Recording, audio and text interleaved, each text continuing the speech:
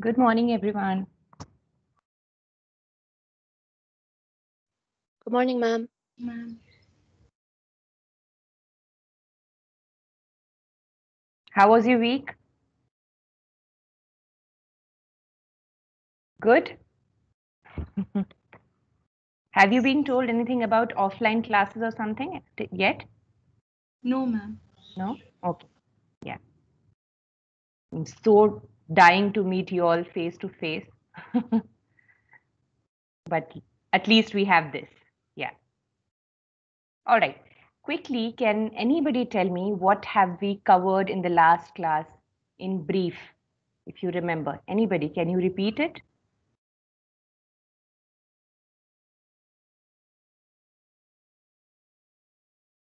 Anyone, come on. What have we covered in the last class? In very brief, like 2, 3 sentences.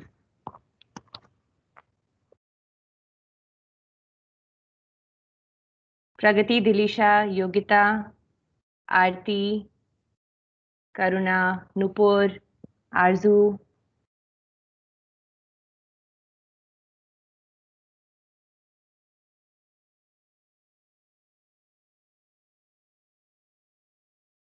What did we cover? We started with Western aesthetics, right?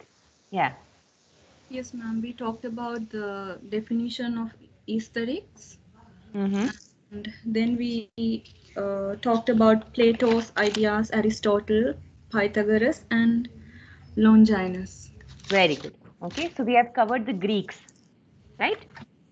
We are studying the propagation of the idea of beauty, right? Because aesthetics is all about beauty, right? The judgment of beauty, the judgment of taste, right? We are talking about how this became, like Angshita had asked in the last class, that uh, how come it is that when we search aesthetics, Western aesthetics, we get such philosophical details and a lot of essays and all these things. But when we search Indian aesthetics, we only get paintings and ragas and all these things, okay? Because in Western aesthetics, this branched out slowly. We are studying how this branched out slowly into a separate domain of philosophy called Western aesthetics, okay?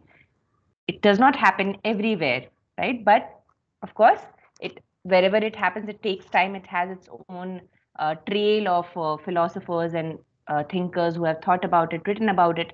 So we are only dealing with the Western aesthetics. Okay, we are not dealing with the Eastern part right now. It's that is not in your syllabus. Okay, so we have covered till Longinus, if I'm not wrong. So today we are going to cover the rest of it. Now, don't assume for a minute that whatever I'm telling you in this class, whatever philosophers we are discussing, in this propagation of beauty, are the only philosophers who are there. Okay, there are hundreds and hundreds more of them, and even when we are covering one philosopher, we are only talking about a very brief instance where they're talking about the idea of beauty. What is their concentrated idea of beauty?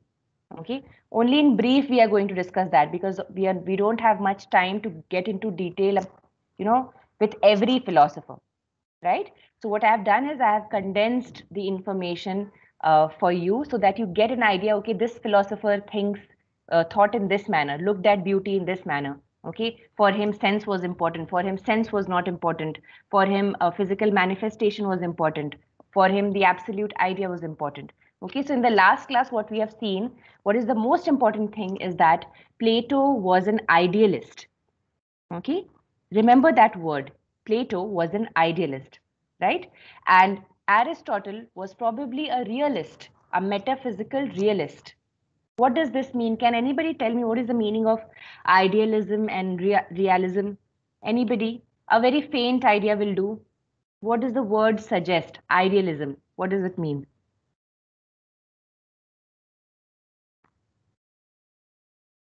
Anyone? Quickly, you tell me, what does it suggest? Ma'am, thriving for the best. Like he wanted the state to be this political state that worked according to his ideologies. So, Okay, when we talk about Plato, and very good. Yes. and Aristotle realized the actual nature of poetry, of art, and then combined the state and art together, and did not just talk about what should be, but what is. Right, very good. Put in very simple words, Plato was somebody who only believed in something which is not there, right? He was always attaining, trying to attain something which is not there. So for him, perfection could never be there.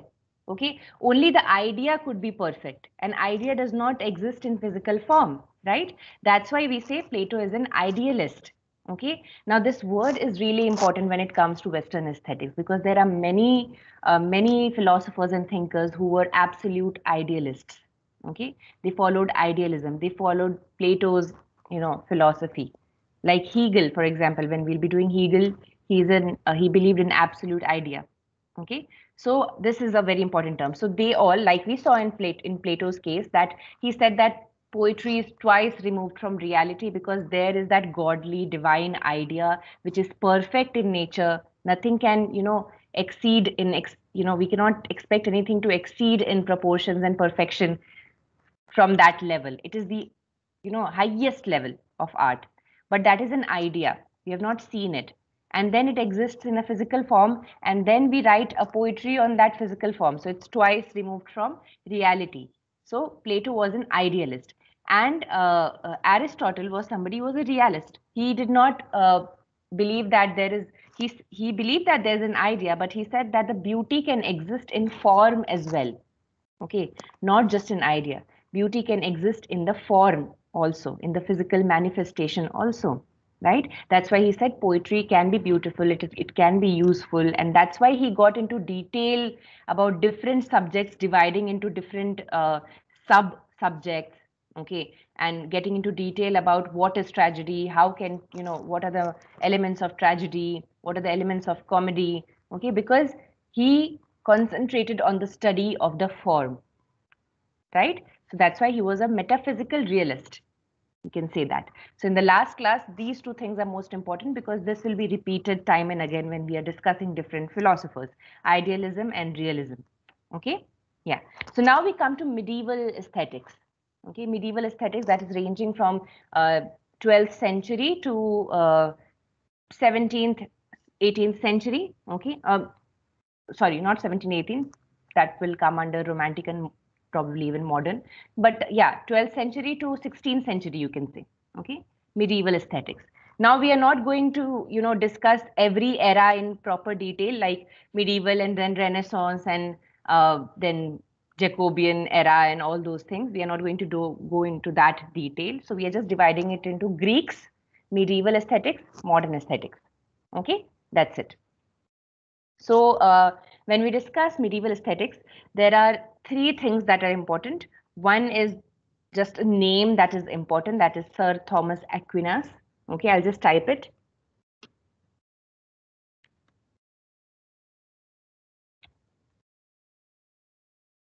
Okay, Sir Thomas Aquinas. And this is another school of thought, scholasticism. Okay, and then third one, Neoplatonists. Okay, these three are the most important, schools of thought in the medieval era. Okay, so I'll just give you a couple of lines to write about each. So just note it down somewhere, because this is really important. Okay, so about Thomas Aquinas. So Thomas Aquinas was an Italian priest. Okay, he was a priest. So in those times, priests were the only one who were propagating literature, right? We know this from when we studied era and all, in different classes. We know that in the 12th century, in the 11th century, what was happening? Mystery morality plays were written, right? And very ironically, the church was the one who tried to stop people from writing literature, because they considered it as sin, right? But very ironically, church was the one that propagated literature, took literature from from the dark ages to the Renaissance, right? Through the plays, religious plays, liturgical plays, right? So the priests were writing a lot of essays and treatises. Okay, so Sir Thomas Aquinas is known for his treatise, right? So he wrote a lot of treatises. The most important one for us being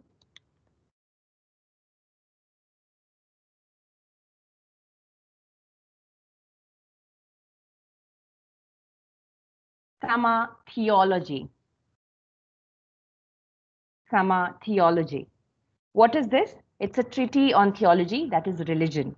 And this is for the first time, according to critics, that beauty, the nature was beauty, was discussed. Even if it was from a religious perspective, but still, this essay talked about how we perceive beauty, right?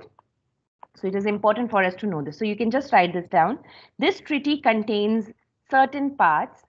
This treatise contains certain parts where beauty is studied. Where beauty is studied.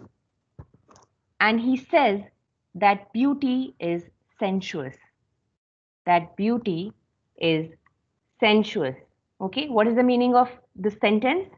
That beauty is perceived through senses, through our five senses. It's a very important statement, because before this, nobody talked about senses, right? It is a very romantic idea to talk about senses.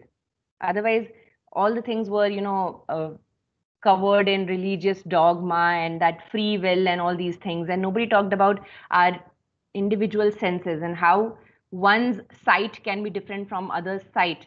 Okay. Let's say if I look at a painting and I see that, it's a painting of a war. Okay. And there's a lot of bloodshed in the painting. Let's say the Kargil war in India. Okay. Let's say soldiers fighting on the borders and everything, and bloodshed and bombs and tanks and all those things in a painting. And I look at it and I say, oh, it's such a real description of it's such a real depiction of the Kargil war. It looks as if this was real.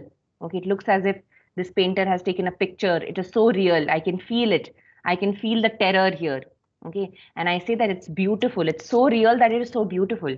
And some other person might look at it and say that, what is this violence and bloodshed? It's not at all beautiful to look at, right? You can watch an action movie and somebody might say, oh, what fantastic action movie, right? Such nice moments there, such nice thrilling action moves there. Okay, and some other person might say, what is this violence? All fighting and dishum dishum. That's it. Okay, this is not a good movie. We know that. We have friends of both the kinds, right? So yeah. So how do you perceive beauty? So it is through your senses, right? Somebody can sense something bad about the piece of art. Somebody can sense something good about it, right? So this person, Sir Thomas Aquinas, talked for the first time about senses, and he said that beauty is something sensuous. Right ahead, he chooses the term contemplation. He chooses the term contemplation for experiencing beauty, and he chooses the term contemplation for experiencing beauty and gives three prerequisites for it. First, I'll just send that list.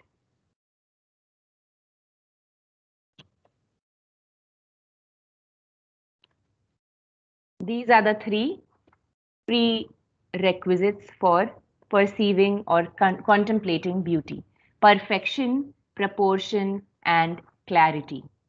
Perfection, proportion, and clarity. So he said that first of all, there should be perfection inside of you to perceive beauty. He's not talking about the perfection of the beauty of the art. Okay, he's talking about your judgment's perfection. Okay, now let's say that's there are two people who are saying this movie is good and this movie is bad about the action movie. But there's a third person who's not interested in movies at all. Okay, or he does not have an aesthetic sense at all. Okay, so there's no use asking that person whether this movie is good or bad, right? So that is what he means by this perfection, that there should be perfection. But till now, this aesthetic judgment or the aesthetic soul was not described. Okay, this discussion came much later in the 18th century, 19th century, talking about aesthetic judgment. Who has aesthetic judgment? How can the judgment be trusted? Who has the taste? very important term, who has a taste for aesthetic judgment. Okay, so this was not talked about here, but he meant this by perfection. He meant that the soul might be perfect to absorb the art and contemplate it. Okay. Second thing, the proportion of the art. That means, to give you an example, let's say you like brownies a lot. Okay, walnut brownies. Okay, and you love them, and you love them as dessert. If you have something spicy, you want to have it. Okay, to have a wonderful dinner, to end a wonderful dinner, you have a little bit of a brownie and ice cream, let's say. Okay, and then somebody notices it, and to please you, that he brings or she brings one whole bucket of brownie for you. Okay, and you eat and eat and eat, and after that, if somebody gives you a brownie, you'll feel like, oh, I've had enough of it, I don't want it, right? So that appropriate proportion is very important when it comes to art. Okay, it has to be just the right amount. Too little, too less, it won't affect you in the same manner, right? So that is what he meant by it, proportion. And thirdly, clarity. It's very simple. Clarity means there should be some clarity regarding what kind of art it is. But maybe modern critics won't agree with this, because sometimes clarity is too much. Clarity is something which is not artistic. Okay. Again, to give you an example, in Bollywood movies, you will often notice that if the plot gets too complicated, there would be somebody who would come in and explain that aisa hua tha, okay. And if you speak something in English for the Hindi audience, although the audience is smart enough to understand the meaning of a simple sentence like how are you, okay, but in old Bollywood movies, you'll see that after how are you, the person will repeat in Hindi, how are you, kaise ho tum. Okay, so it's over clarification, and it is assumed that the audience is stupid, which is not good for the artists. Okay, so you should never assume that the audience is stupid. Okay, your readers are stupid. You have to give them that benefit that they might understand the layers in your art. Okay, so this is his point of view. We are not judging the critics whose point of view is good or not. Right now, we are just moving along what is the point of view of particular thinker. Okay, so perfection, proportion, and clarity, according to Thomas Aquinas. Moving on, the next school of thought in the medieval era was scholasticism. Okay, scholasticism was a really dogmatic school of art. It branched out from religion. Okay, now, Sir Thomas Aquinas was also a priest. He was a saint and he wrote treatises, but he was somewhat a little liberal in his opinions. Okay, but scholasticism was a really compact, very dogmatic school of thought, and they concentrated on biblical expressions, the concept of free will and divine beauty. Okay, all these things. So it was a very sterile school of thought. It did not propagate further because it did not take into account human sense, human understanding, individual philosophies, individual contemplations. It only concentrated on religious scriptures and divine beauty and how things are moral or immoral, right? So that's why it did not propagate any further. The most important school of thought in this era was the Neoplatonist school of thought. Neoplatonist, of course, the people who studied Plato, right? Now, Plato was inspired by Socrates, Pythagoras, okay? And as I told you in the last class, Pythagoras was all about divine order and harmony, and Plato was also about that. He did not like poetry, but he liked numbers and divine order and scientific things, right? But what Aristotle understood was that there is divine order in poetry as well, right? There is harmony in poetry as well, right? And it is something which has to do with numbers, also repetitions, numbers. There is some order in the whole cosmos and in everything that concerns itself with art, right? So yeah, so just write this about Neoplatonist theory. Believed in what did they believe in? Divine beauty in divine order, beauty in divine order, mathematical laws, numbers, and harmony. Numbers and harmony.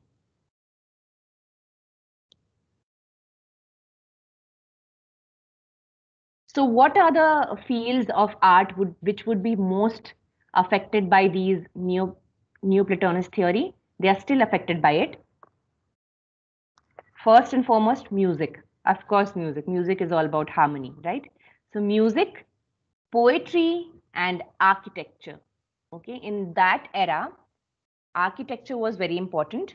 Okay, and architecture had to do with order and numbers, right? Height and breadth and width and everything, it has to do with numbers.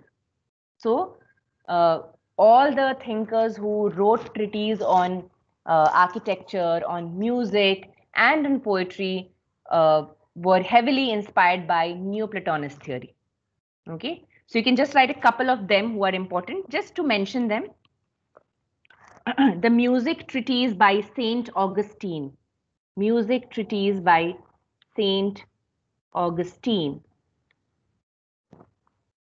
Okay. Then in 14th century, much later on, you know Dante, right? Dante's Convivio. What is it? Convivio is his treatise on modern critical work. Okay, so you can just write in bracket treatise on modern critical work, describing the four meanings of poetry. Describing the four meanings of poetry. You can later on search about this. What are the four meanings of poetry and what did he mean? Okay, you can just in bracket you can write the work that is important in this convivio. It's called the banquet. The banquet. Okay.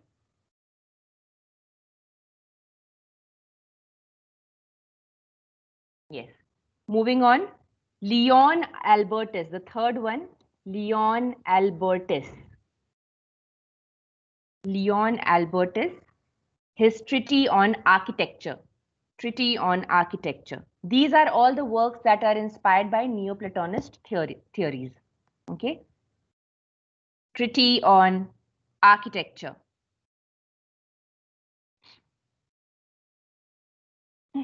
So here he talks about, there's one important thing that you can talk about Leon Albertus is that he says that what is beauty? Beauty is that divine order from where if you change anything, it becomes worse.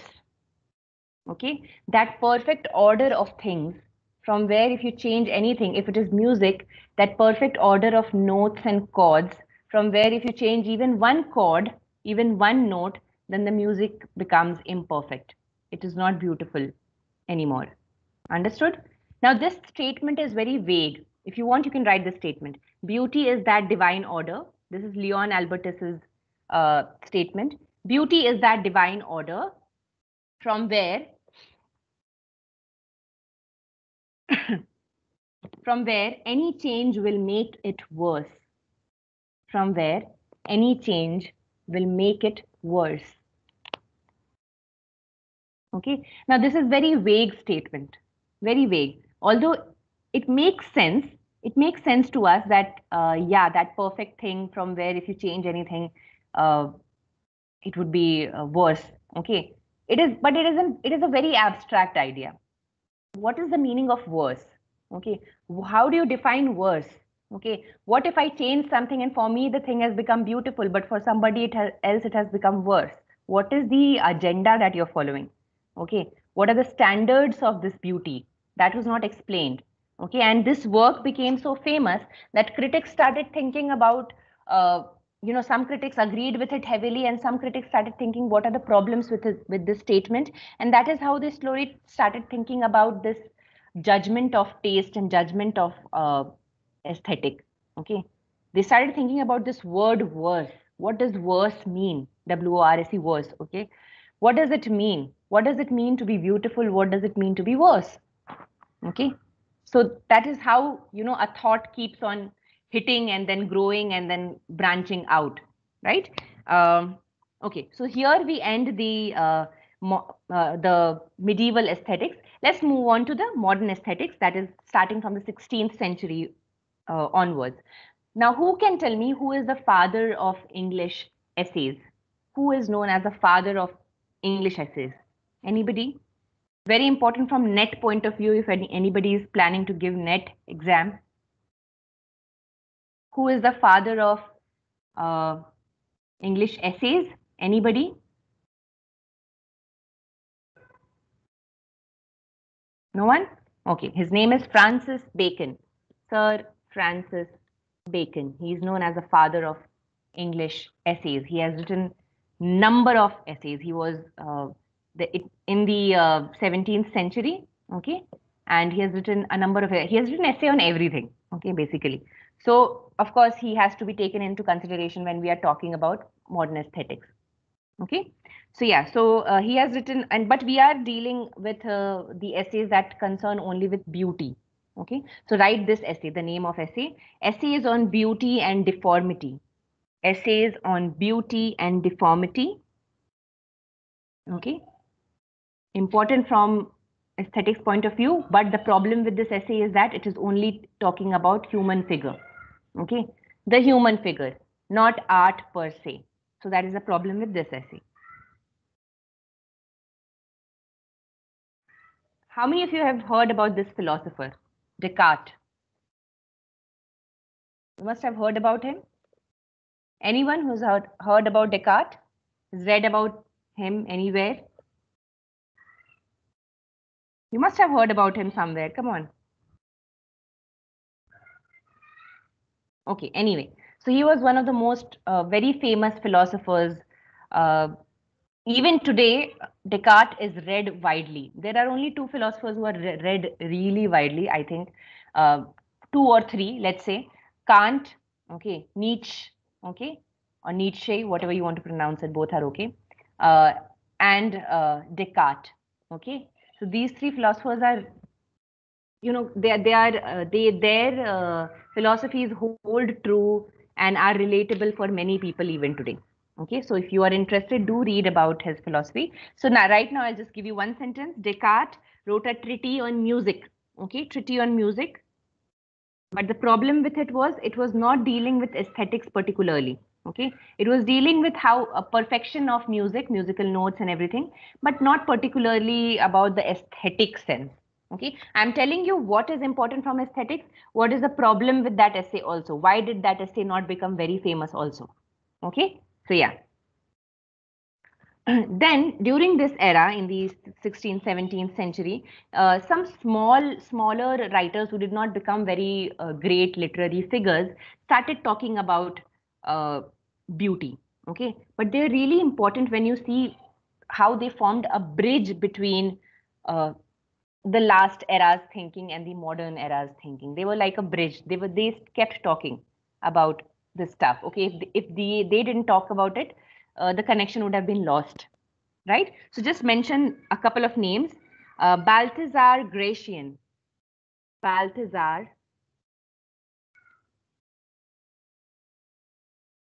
Check the name for once because I'm not sure about the name, the second name, Gracian. Okay, the spelling of the name. Okay, so check that. So he talked about the study of taste. Very important. Taste. Okay. Now, this word is really important because this will dominate the next century entirely. The word taste. We'll see how this is very important for further philosophers. Okay. Then there was another philosopher called, okay, very funny name, Buffon. But you can, it looks like buffoon, but yeah, but it's Buffon. Okay. Yes. Towards the end of the 17th century, what were the topics or the keywords that were really important and that will be important for us to read further? You can mention those keywords. Towards the end of 17th century, just write this, end of 17th century. Central topics for aesthetics were, central topics for aesthetics were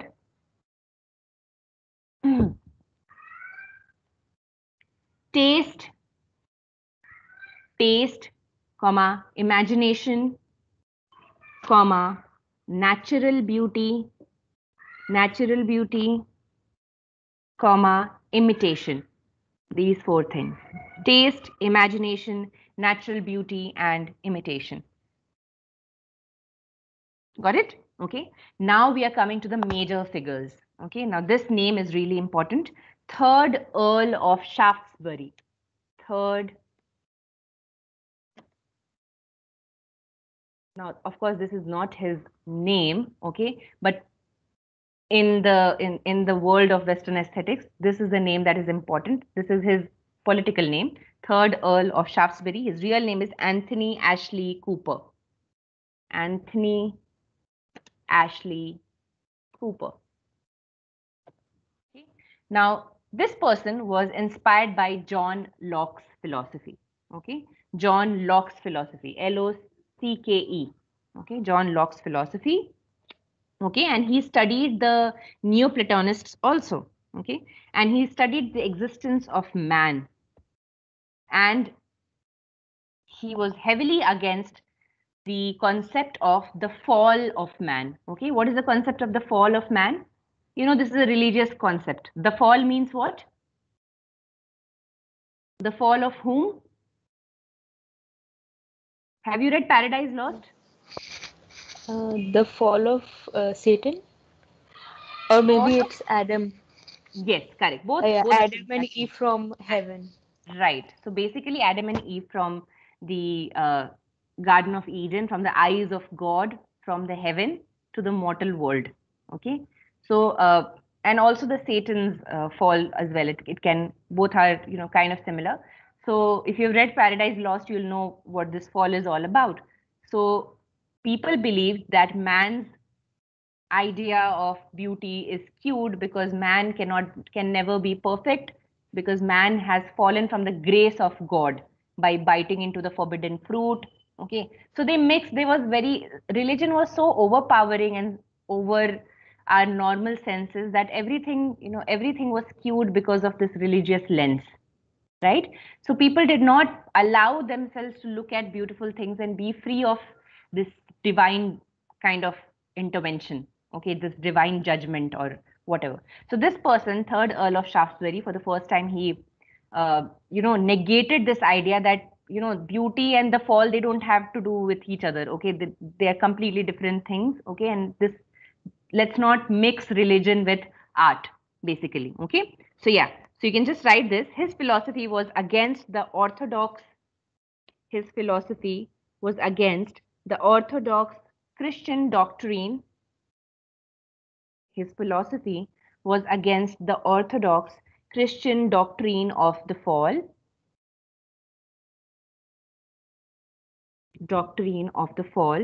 and and the notion that the state of nature,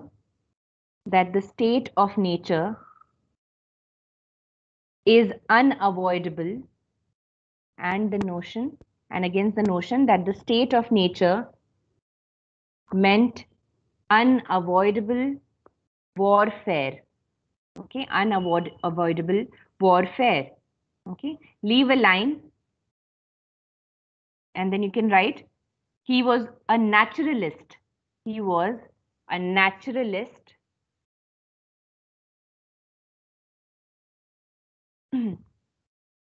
That means he believed in the basic principles of morals. Okay, principles of morals, which can be studied by giving importance to, or giving attention to, human nature, and taste. Human nature and taste. Underline human nature and taste. Okay. Leave another line and write, he was a Neoplatonist. He was a Neoplatonist. Okay. So what we have seen, he was, first of all, we have seen that he was against the religious dogma. Okay. Secondly, he was a naturalist. And third, he was a Neoplatonist. Okay. So he was a Neoplatonist, and thus he believed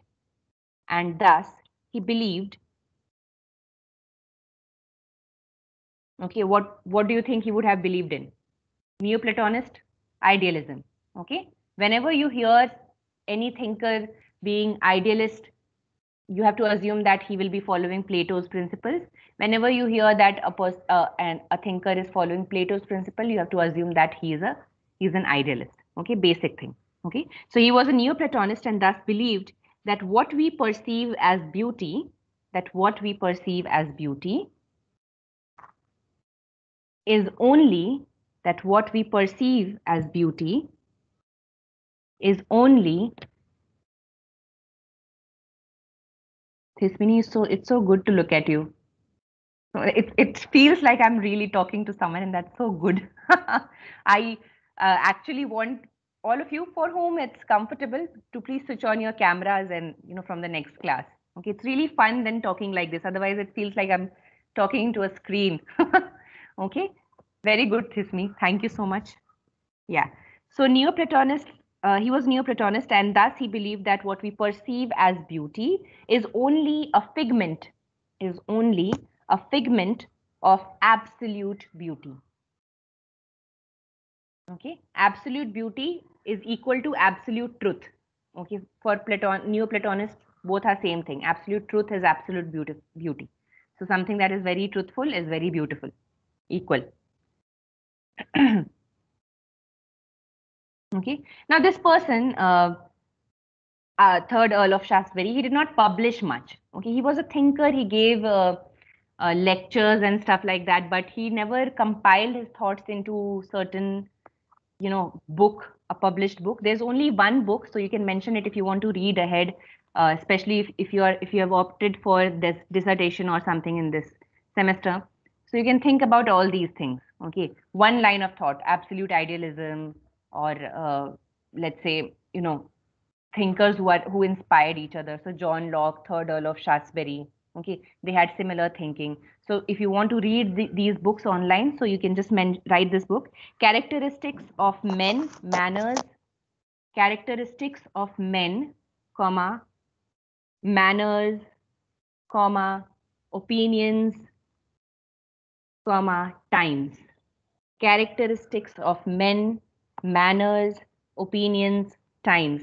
It was published in 1711. 1711. Okay, this book became so famous that it crossed all the borders and people started reading it in Germany, in France, and all the other places. Okay, so this is a very important book, and that's why this thinker became so important and so famous. From here, the what do you say? The idea of taste propagated to other places. Okay, from England to other places, people started thinking about the judgment of taste and judgment of arts. All right. So who are the writers who got heavily inspired by third Earl of Shaftesbury? Make a note of these writers so that you understand they share some common values, some common thinking. Okay. What are these writers? Alexander Pope. Okay. Alexander Pope, Joseph Butler, Alexander Pope, Joseph Butler, Francis Hutcheson. Francis Hutcheson, very important name. We are going to study him.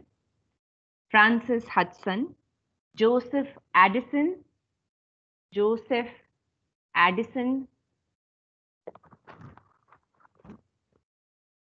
S.T. Coleridge, romantic critic, S.T. Coleridge, and Immanuel Kant. Immanuel Kant.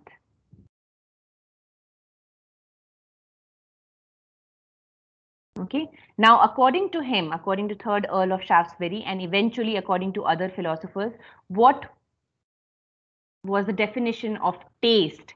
So just write it. What is taste? What is taste? It is a balanced comprehension. It is a balanced comprehension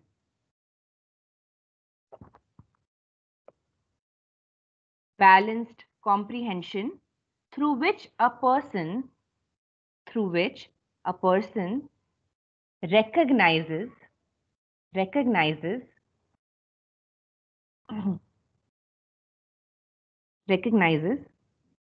What is apt to his sentiments? What is apt to his sentiments?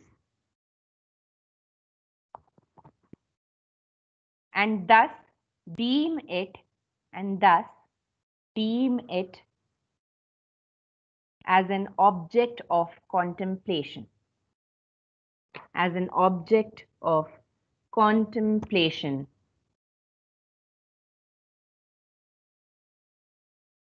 I have shared a whiteboard with you all. Can you all see that whiteboard? Can you all open it?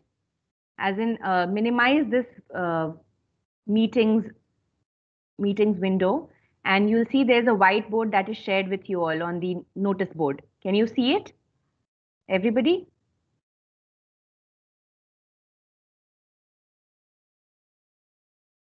Yes, ma'am. Can see it? If I'm drawing something, can you see it?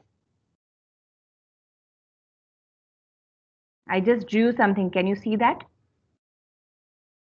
It's getting loaded, ma'am. Okay. Yes.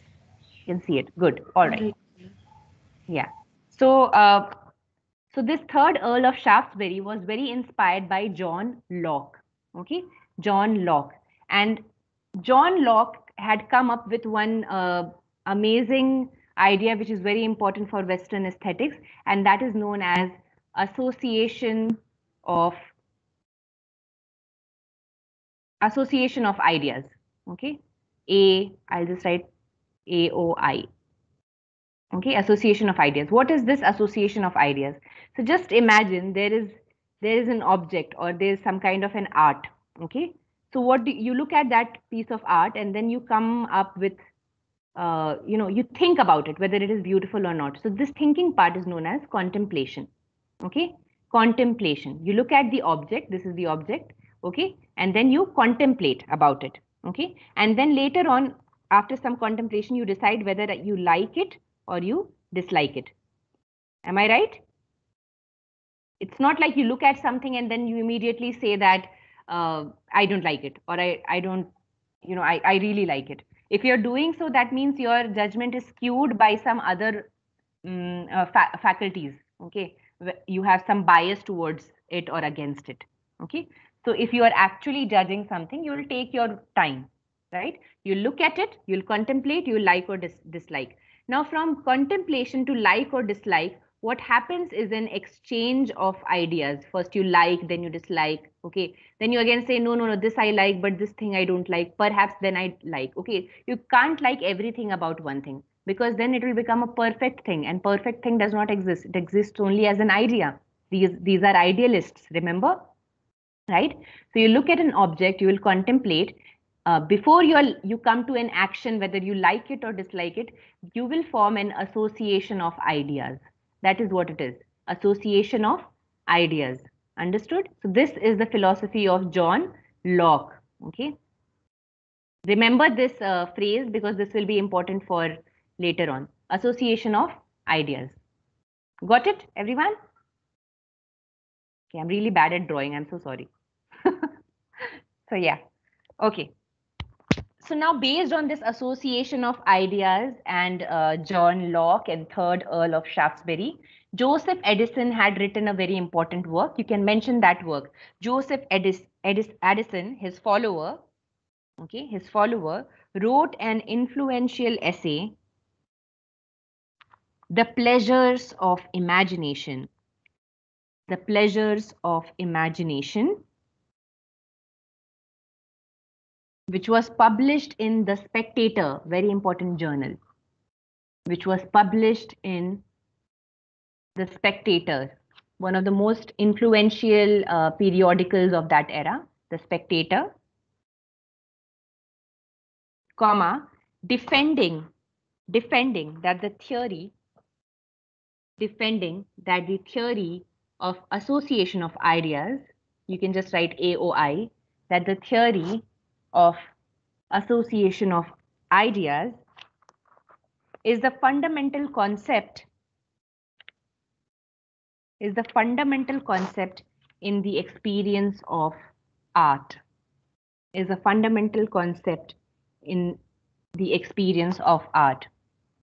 To be very honest, at points you will feel like what have these thinkers been thinking about, okay, through these centuries, through these years.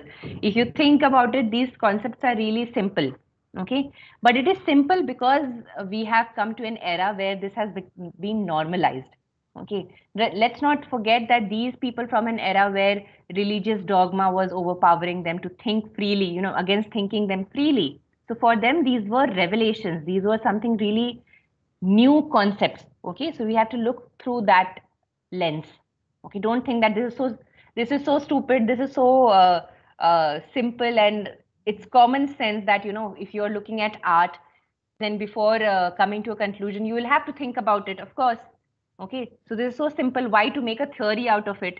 You might think that, right? It's it's obvious, okay. But let's not forget that for us it's very simple, because we have been taught from the beginning itself like that.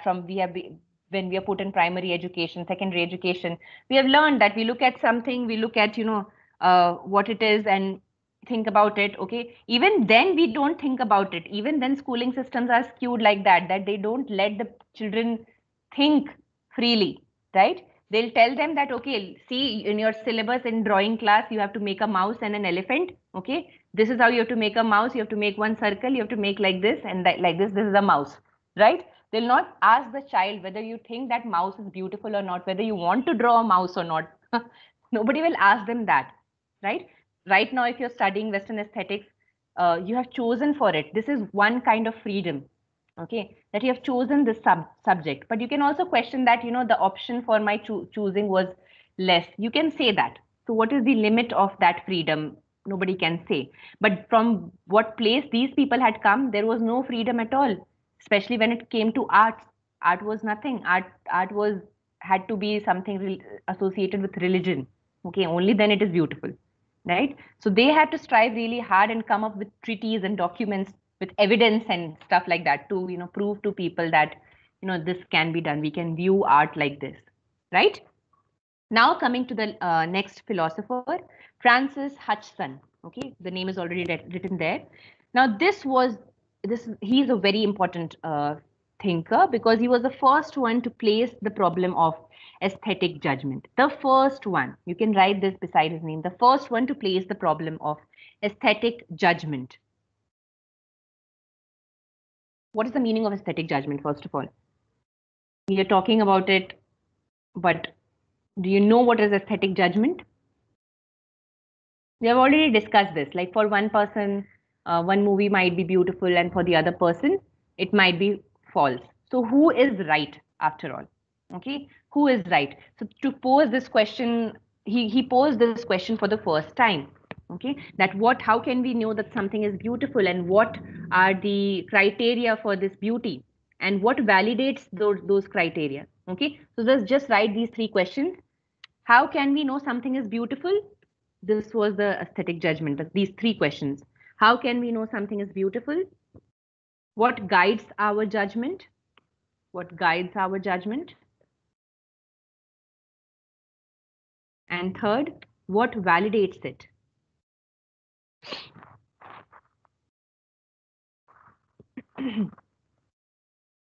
Okay, he gave importance to sense.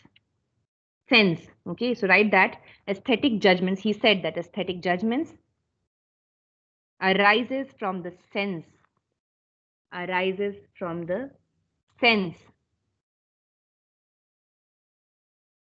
that is common to everyone. Okay, of course, senses are common with everyone. We all, have senses, right? But then there must be something that tells you that this thing is beautiful, because everybody can see, everybody can taste good food, everybody can smell good food, but still I might like biryani and you might like Chinese.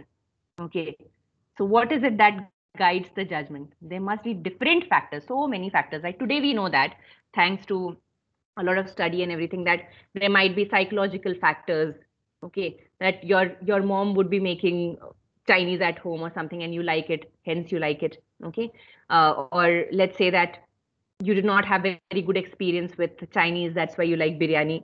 Okay, something like that. So many things impact the decision, but at this time they were not talking about psychological or past experience or something, as proper factors. Okay, so there was only one thing, that sense was important, and there was something that guided this sense. They did not have a name for it, and that's why they gave the name taste to it. That is taste. Okay, taste. Apart from senses, there is something extra, that X factor that makes a person like something or dislike something. That is a taste. Okay, this taste is not the sense wala taste. Okay, the tongue taste that you receive on your tongue. This is a more spiritual kind of taste, you can say, or mystical kind of taste that you feel within. You feel it, right? We say na, if somebody has good stuff at their place, or decorated their place properly, so we say that, this is this person has really good taste, right? That taste. All right. So write an important work that is written by Francis Hudson. The name of the work is An Inquiry into the Original. An Inquiry into the Original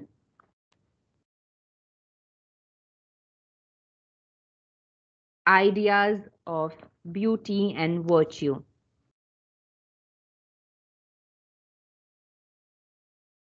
Okay. In this work, there's an important line. Just mention that line. The origin of our perceptions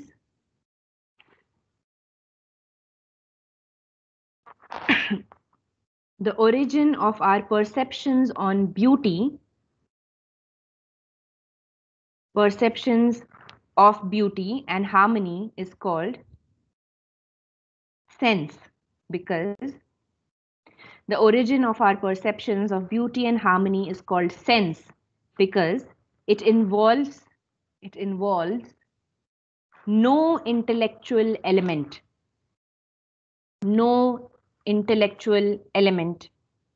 comma, no reflection on principles and causes. No reflections on principles and causes. Do you agree with him? Do you think that the perception of beauty has nothing to do with intellectual faculty? That you only can sense beauty. It cannot be associated with intellectual elements. Do you agree or do you disagree with this thought? No, ma'am, Think I about it. disagree. Nupur, you disagree. Why? Ma'am, because for example, when we watch a certain movie, we think about factors such as how it was directed, how it was filmed, and Right.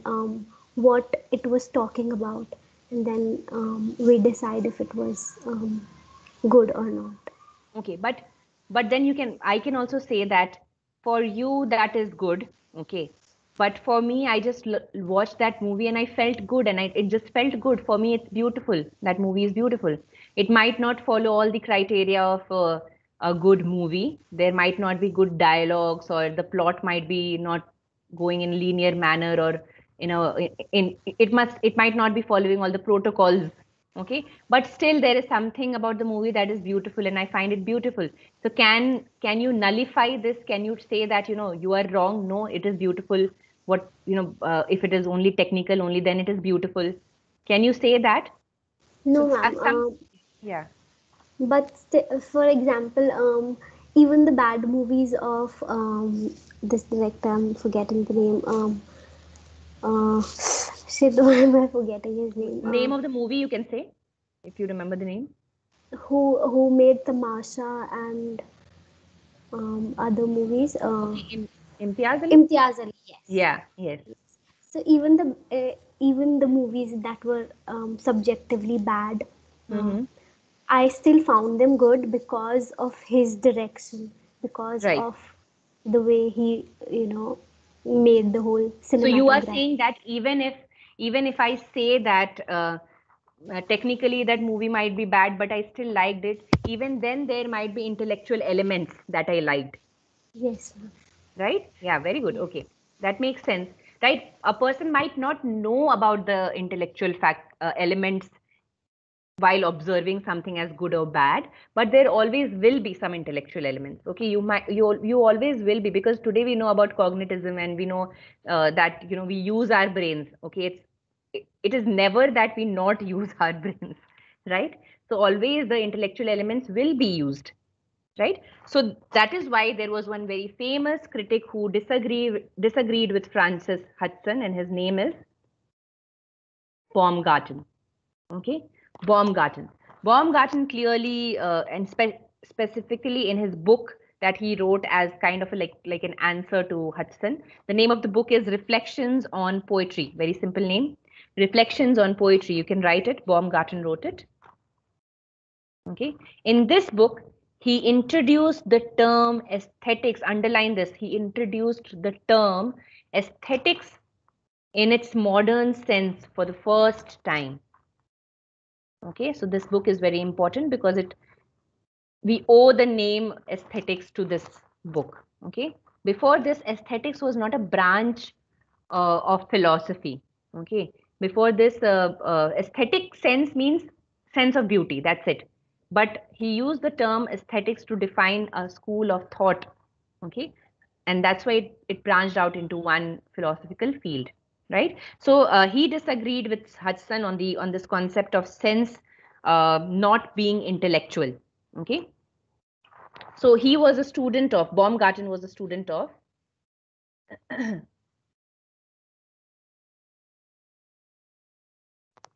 Christian Wolff, another great thinker. Okay, he was very important for the movement rationalism. If you ever study about it, rationalist philosophy, people who believed in logic, pure logic. Okay, if he was very important in German Enlightenment era. You can write these keywords if you want to learn about it later on. Not very important from your syllabus perspective. Just the names are important. Okay, so Baumgarten was a student of Christian Wolff. Okay, and Baumgarten was against Francis Hudson's idea of sense not being intellectual. Okay, so he dismissed. You can write this. He dismissed that the sense and imagination. He dismissed that the sense and imagination are incapable of providing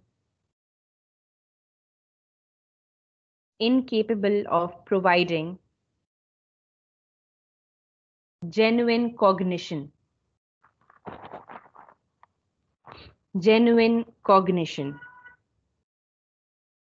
Leave a line and then write. He said that poetic insights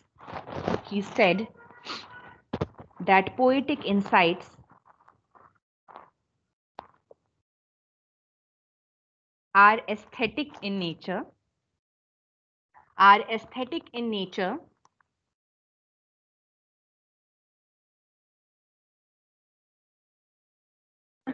because they have to do with perceptions,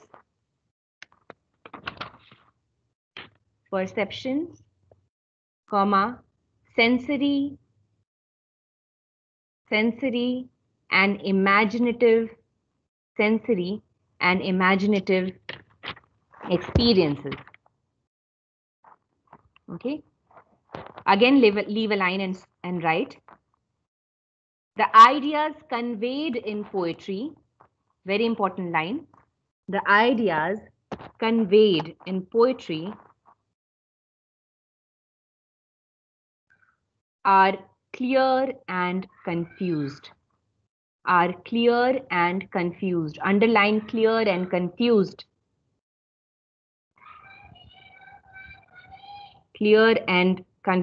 Comma, as opposed to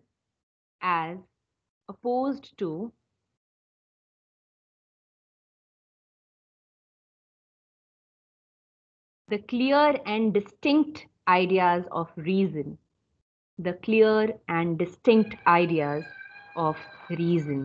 Okay, you understand the difference? Okay, so first of all, he says that sense is not entirely devoid of intellectual faculty. Okay, and he says that yes, poetry is something that deals with feelings and everything, but still poetry is also not devoid of cognition. Okay, because it gives us insights into the outer world. Okay, it gives us insights into somebody's feelings, Okay, it gives us insights into divine, understanding.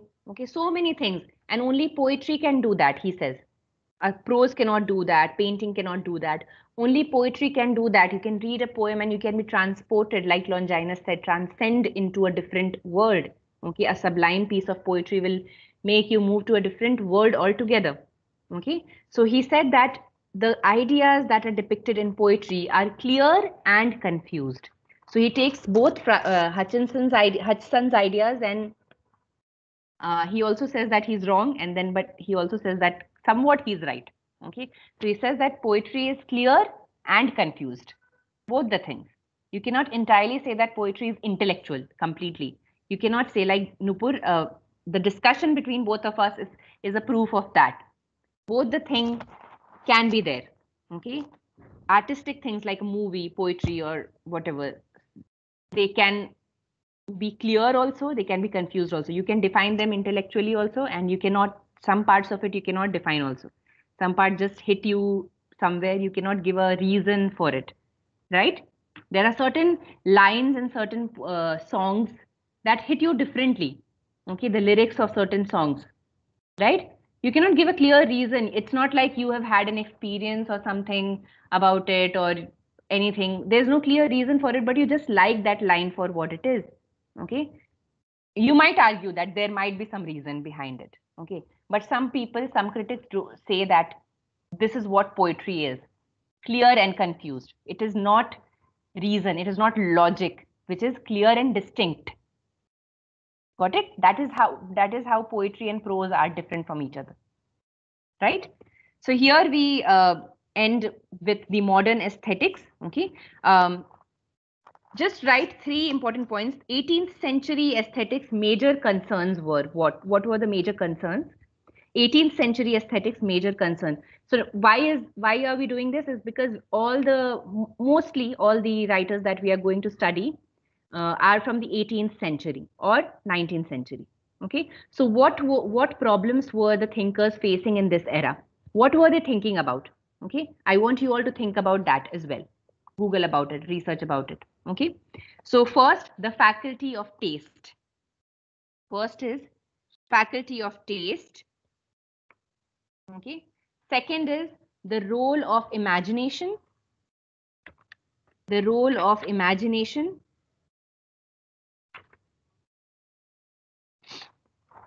Third, the concept of imitation. Concept of imitation.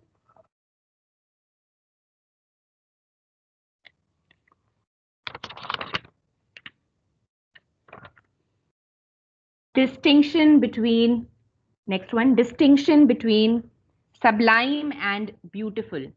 Sublime and beautiful. And last one, the view that art is expression. The view that art is expression. So they were thinking and discussing about these topics in the 18th century. From the next class, we'll begin with Immanuel Kant's essay. You have the essay with you. I'll be sharing the essay on Teams as well. Okay, right now I'll share it. Go through the essay, okay, so that you have an idea in the next class what we are talking about. Got it? Go through the essay. You have 1 week. People who are choosing, who are the people who are choosing to write dissertation here? Can I know that? Okay, all those all of you who are choosing to write dissertation, please mention on the WhatsApp group. Okay, on the WhatsApp group. So I can share the information with you all. You all are aware about the system, right? You can choose to write a dissertation which will be for 50 marks. Okay, instead of the 2 internal assignments, right? So the second internal assignment, the date decided for the second internal assignment will be the deadline for the dissertation people as well. Okay, so you have the time in your hand. It is for 50 marks. That means you have to write enough, it should be lengthy enough, 50-60 pages. But it's a proper dissertation. The topic is your choice. You can choose the topic from the syllabus, the essays in your syllabus, or you can choose, it would be better if you choose something which is outside but related to this field. Okay, so that you gain extra information. The purpose of your dissertation is to gain insight about research, how to do research. So if you get everything from the notes and from the class, if you're just writing it down in your dissertation, you will be marked accordingly in that case. I want you to research if you're choosing for it. Okay, something that is related. Of course, I'll be providing you assistance in whatever you need, but don't expect that I'll be checking your assignment in between, your dissertation in between, whether I'm right, ma'am, whether I'm writing right or not, or whether it is wrong. No, I'll give you assistance regarding the work material, the material that you need, articles that you can find, all those things. Okay. So yeah, so if you are doing that, let me know so that I can make a list of people who are choosing to do this. All right. I hope you all understood today's class. Is there any doubt? If you have any doubt, keep noting them down. You will have doubts in this subject, I'm telling you. Okay. When you rethink about those topics, you will think, what was ma'am talking about? I don't understand anything, because this whole class is about contemplation. Okay. So keep thinking about it. It will amaze you at points. You will come up with ideas that will amaze you. Okay. Very poetic thoughts. If you're a poet, you love it. Okay. So yeah. See you all then in the next class, Saturday. Okay. Bye-bye. Have a good day. Have a good week. Thank you, ma'am. Thank you, ma'am. Bye. Thank you, ma'am.